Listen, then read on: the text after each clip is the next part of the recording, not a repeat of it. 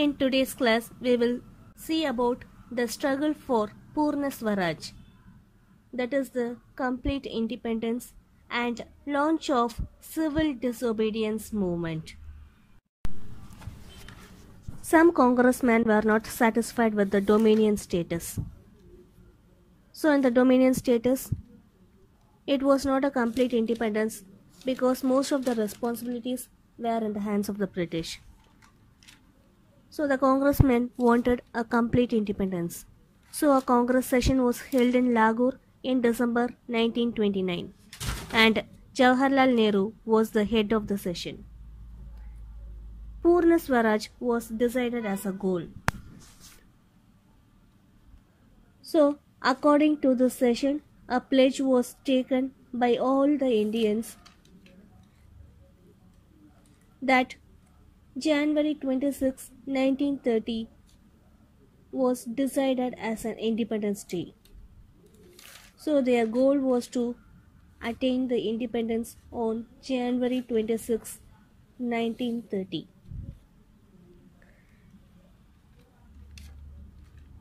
So they decided to obtain the independence through non-violence and civil disobedience movement. The Indian National Congress authorized Gandhiji to launch the movement.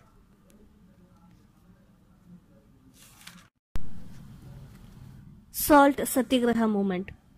A list of demands was given to the Viceroy Lord Irwin. So congressmen prepared a list of demands and it was presented in before Viceroy Lord Irwin. The list includes the following demands: reduction of expenditure on army and civil services by 50%, introduction to total prohibition of liquor, that is the liquors has to be totally prohibited, release of all political prisoners, reduction of land revenue by 50% and abolition of salt tax. The Viceroy did not respond to these demands. So Gandhiji launched the civil disobedience movement. So we have already seen that the Indian National Congress authorized Gandhiji to launch the movement. Gandhiji, in order to abolish the salt tax, he set out from Sabarmati Ashram on 12th March 1930 with 78 members. He started his procession at the break of dawn on 12th March 1930 from Sabarmati Ashram. Break of dawn means early morning, that is before the sunrise. He started the procession with 78 members initially. The procession became larger and larger when hundreds joined them along the march. At the age of 61, Gandhiji covered a distance of 241 miles in 24 days to reach Dundee. So he reached Dundee at sunset on 5th April 1930. The next morning, he took a lump of salt and thus breaking the salt law. Salt Satyagraha in province. As Gandhiji did the salt march in the north, in South India in Tamil Nadu, C. Rajaji led a similar salt march from Tiruchirappalli to Vedaranyam. Salt marches also took place in Kerala, Andhra and Bengal. In the northwest frontier province, Khan Abdul Ghaffar Khan led the movement. He organized the Kudai Khidmatgar, which is also known as the Red Shirts. Gandhiji was arrested at midnight and he was sent to Yerwada jail. Jawaharlal Nehru, Khan Abdul Ghaffar Khan and other leaders were also arrested immediately. Soon after this arrest, a protest such as boycott of foreign goods, prohibiting the liquor shops, non-payment of taxes, breaking of forest law were adopted. women, peasants, tribals, students, even children and people from all sections participated in the nationwide struggle. It was the biggest mass movement that India had ever witnessed. The British enacted the first Forest Act in the year 1865.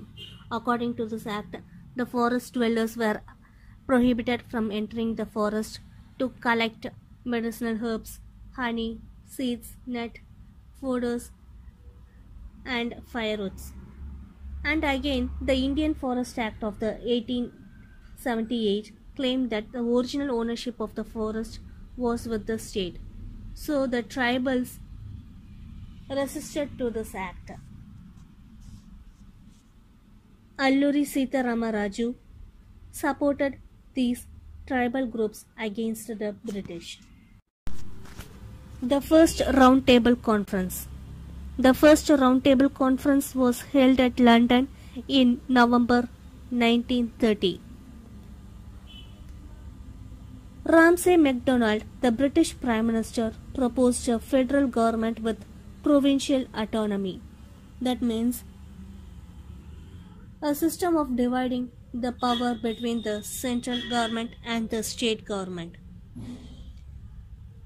As most of the Congress leaders were arrested, the Congress did not attend this roundtable conference. So the roundtable conference was closed without any decision. Gandhi-Irwin Pact. Lord Irwin held talks with Gandhi which resulted in the Gandhi-Irwin Pact on 5th March 1931. Indians were strong in their civil disobedience movement, so they were boycotting the usage of foreign goods. So therefore, Lord Irwin held a talk with Gandhi in order to suspend the civil disobedient movement. The British agreed to the demand of Indians to immediately release the political prisoners, return the confiscated land, and they also accepted for the lenient treatment of the government employees. The British also permitted the people of the coastal village to make salt for consumption. So after all these agreement by the British, the Congress also agreed to suspend the civil disobedience movement. So as per the agreement, Gandhiji attended the second roundtable conference which began on 7th September 1931. Gandhiji refused to accept the separate electorate for minorities. As a result, the second conference ended without any result.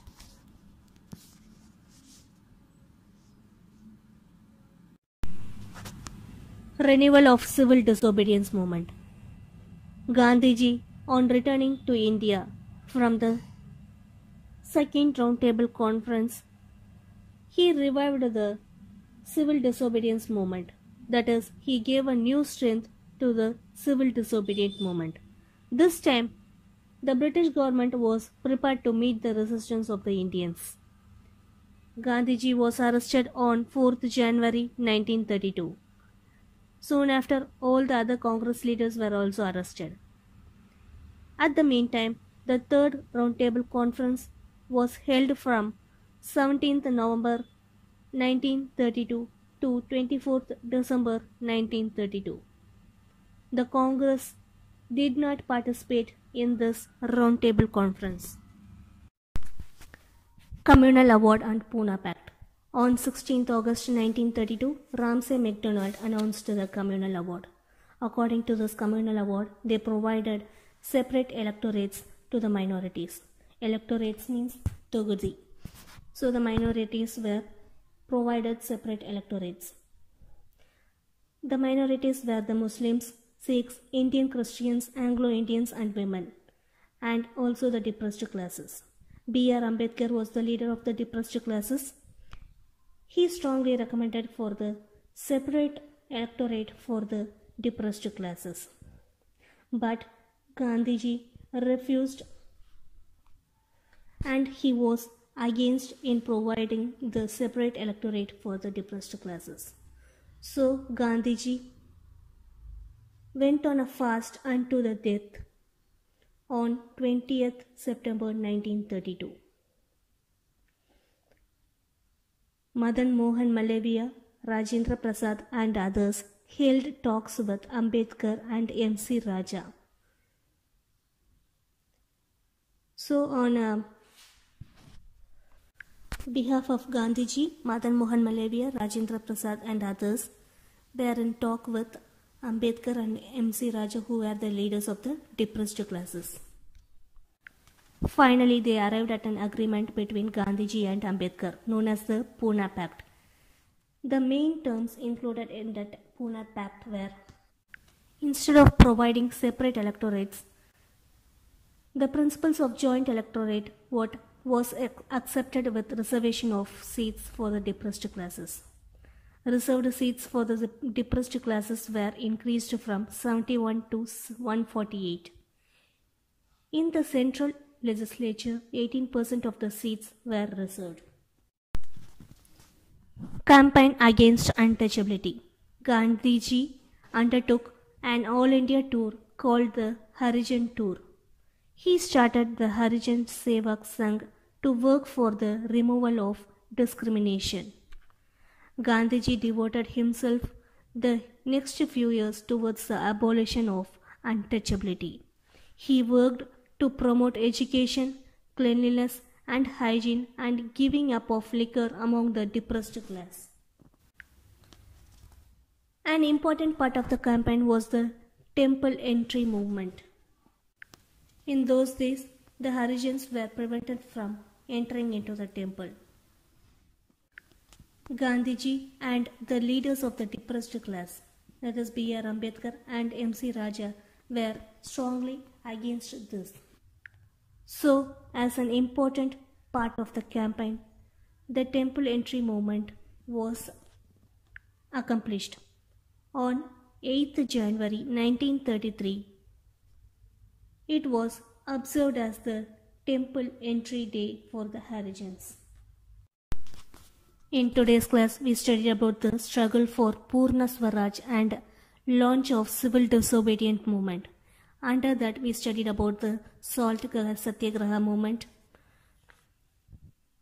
the Forest Act, Round Table Conference, Gandhi-Irwin Pact, renewal of civil disobedience movement, communal award and Pune Pact, and finally we studied about the campaign against the untouchability.